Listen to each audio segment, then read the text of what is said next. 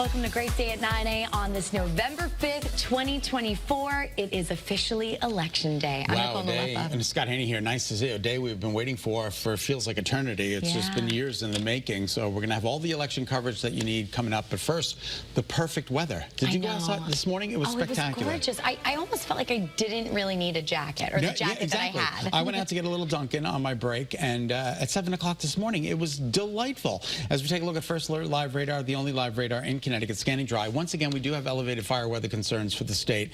And tomorrow is a First Alert weather day for two reasons. A, we're going to have record warmth. We're talking about 80 degree heat, and we're talking about the potential for brush fires as the wind will gust in excess of 30 miles an hour. Futurecast, it's just kind of a big old bore. We're talking about not a lot going on today, tomorrow. Tonight, there might be a couple of clouds around. Tomorrow, another picture-perfect day. Maybe a little bit of cloud coverage in the afternoon, but not a big deal. It's the result of a cold front that's going to come through moisture-starved. So here is your Election Day forecast. This is an average. Bradley, we're forecasting a high of 75 degrees. Along the shoreline, 68 to 70 degrees. Get out there. Get out the vote. Again, tomorrow is a First Alert weather day for the dry stretch that continues and the record warmth that we're forecasting. Take a look at the numbers for tomorrow. 80 degrees.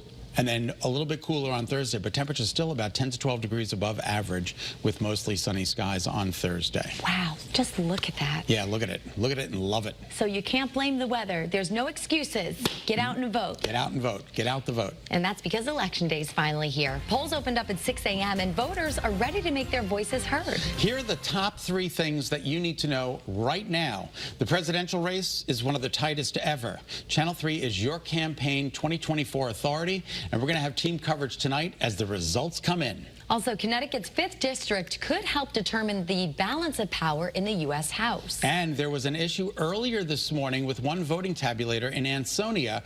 Our viewer, Matthew Sears, sent this video about 7 a.m. this morning. Ansonia's Registrar of Voters says the machine was replaced and things are back to normal. Right, and if you see any problems at the polls, we want to know about it. So there's a form on the WFSB app that you can fill out if there are any issues, and open the app, tap problems at the polls to let us know what you are seeing. Very important. Very important is right. All right, more than 740,000 people took advantage of the first early voting period for a presidential election. And this morning, Waterbury started to count those ballots. Olivia Schuler is actually in Waterbury, where she saw some of the first ballots being opened. Right now, early voting ballots are being counted here at Waterbury City Hall. The correct number of envelopes are confirmed, so now it's time to make sure votes are counted correctly. Volunteers are opening ballots and checking for signatures. If the ballot looks good, they're then fed into these tabulators. In the machine, votes will be counted for each candidate on the ballot.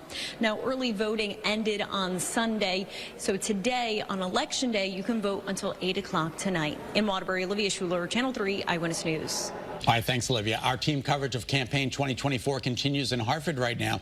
What do you need to know before you head to the polls if you haven't already voted? Marcy Jones is live at City Hall right now. And Marcy, what has it been like there this morning?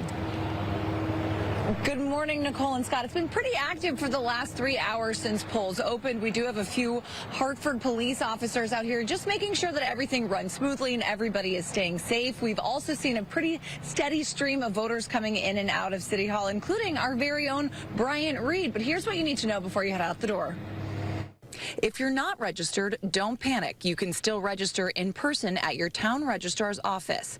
Registered voters are required to bring a valid form of ID. Acceptable forms include a social security card, any pre-printed form of ID that shows your name and address, name and signature, or name and photograph. If you're a first-time voter who registered by mail, you'll need to show proof of residence as well. Acceptable forms include a current and valid photo ID with your name and address, or a copy of a current utility bill, bank statement, or government document that shows your name and address. For those who don't have an ID, you will be asked to sign an affidavit. To find your current polling location, head to myvote.ct.gov. We spoke to a first-time voter who says the process was easy and exciting. I'm so proud of having this ticket. I just want to encourage them to come out and vote. It gives you satisfaction that you did your part for the election. Polls are open for another 11 hours until 8 tonight, so make sure you get out and vote. Reporting live in Hartford, Marcy Jones, Channel 3 Eyewitness News. All right, thanks, Mars. And make sure to stay with Channel 3 and The Wax for complete campaign 2024 coverage. Yeah, we're going to have live updates all day, as well as team coverage on The Wax and streaming live starting at 7 p.m.